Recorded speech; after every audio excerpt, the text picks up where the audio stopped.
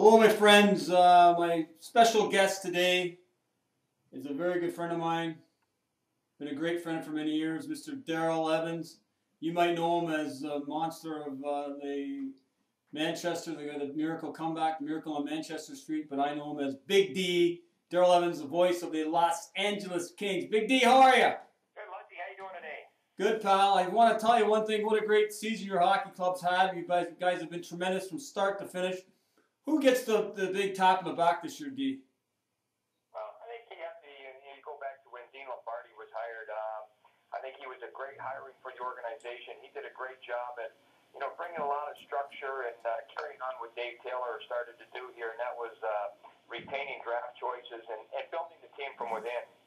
I think he learned that you can't do it by going out and acquiring free agents. No. They did a great job through the draft. You look at the players that are now leading this hockey club, going back to when Dave Taylor was here, the Alexander Frolofs, the Dustin Browns, Ajay Kopitars.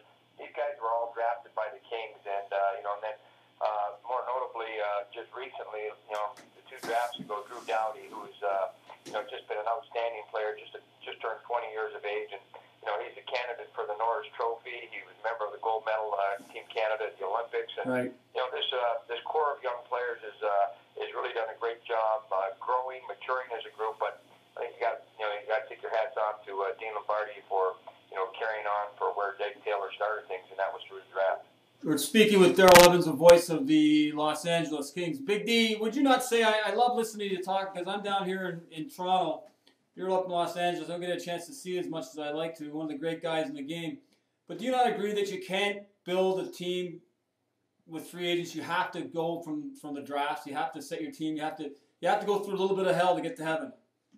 Yeah, without a doubt. And I think you look at the organizations right now that have had success over the last few years, the Pittsburgh Penguins, the Chicago Blackhawks.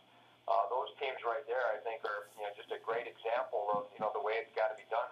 With the salary cap and that now, pretty much evens off the playing field. So you just can't go out there and expect to buy the best player that is available. And then there's always the chemistry issues. Even though these guys are great players and have had success in the National Hockey League, it doesn't necessarily mean that they're going to fit in and enjoy the environment that the city they get picked up by. So the draft is definitely the way to go. And I know Dean Lombardi, he stockpiled the draft. A couple of drafts. He's looking at 15, 16 picks in the draft, and of course you're not going to hit the home runs with all of them. But I think he's brought forth a lot of guys through the draft. Wayne Simmons, a young player out of the Toronto area there, he's been a great fit. Just come in, 20, 21 years of age now, and he's been a real nice fit. Jack Johnson, a young defenseman, we picked him up in a trade. But there's a number of young kids right now that are developing down in Manchester, and I think in order to do it right, you've got to have a game plan. You've got to stick to your game plan, and you've got to work at developing your own players. You want to develop them the way that you want them to be. Right. And I think if you expect them to go somewhere else, and you're going to pick up a player 5 or 6 years down the road, there's issues to be had at that time. You're not going to that guy's not going to walk in and just fit in on your hockey club. So I think the more that you can grow them in-house, the more success that you're going to have, and I think also the more consistency you'll have over a number of years, because now you're only looking at add a piece here or there each and every year, as opposed to going out in free agency or via the trade looking for 5 or 6 guys in the summer. How do you guys feel going in the first round of playoffs, Big D? Well, I think the team's pretty confident. They're obviously very excited, to be playing postseason play. It's been 8 years since they've had a playoff game here in Los Angeles. The first round opponent being Vancouver. I think one thing it'll be a great experience for a young Kings hockey club. You're going into Canada to play where everything's going to be magnified. Right. The crowd in Vancouver is so supportive. I think it's going to be a great experience. I think when you look at the matchup, Vancouver played the Kings real tight this year. The Kings won the last game of the series on a lopsided affair by a score of 8-3, but I don't think that's any indication of what we're going to see. In the first 3 games of the series, the Kings only scored a total of 3 goals. So I think the first couple of games in Vancouver are going to be real rough. I think it's going to be physical. They have to find a way to contain the Sedin twins. Right. And I think the way they're going to do that is probably playing the veteran Michael Hanzus' line against them. And I think one thing the Kings do have going for them, they get contributions from a lot of different guys on different nights. So I think their ability to be able to play the games tight, I think, is going to be to their benefit.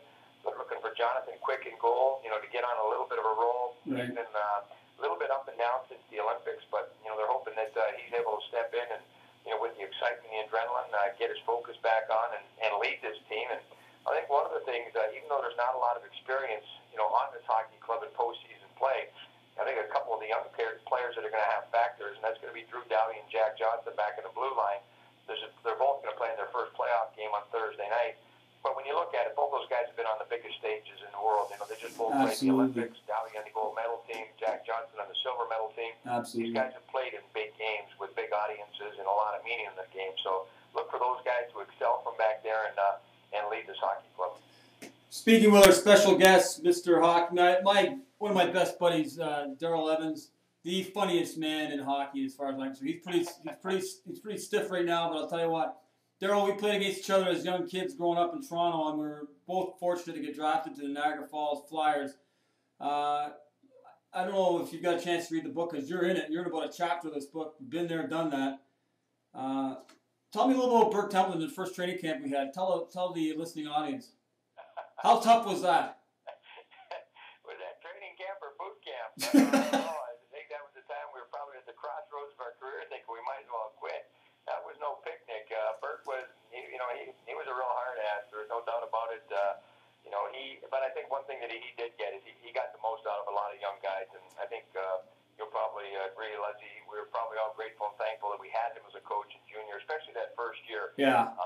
He did a great job with the young hockey club. A lot of credit goes to Sam McMaster for drafting that team. He had a wealth of knowledge on a lot of us playing in the Toronto area, and he did a great job at putting together that team. And I think in having Bert Templeton coach that team, it was a great decision.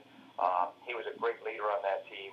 He demanded the most, and he got the most out of pretty much each and every one of us. And I think had he been able to hang around with us for a couple of years there, junior, I think definitely would have been a team that would have, if not won a Memorial Cup, at least would have gone to that area and had a chance at it. But Bert worked as hard, and I think at the end of the day, I think we're all great.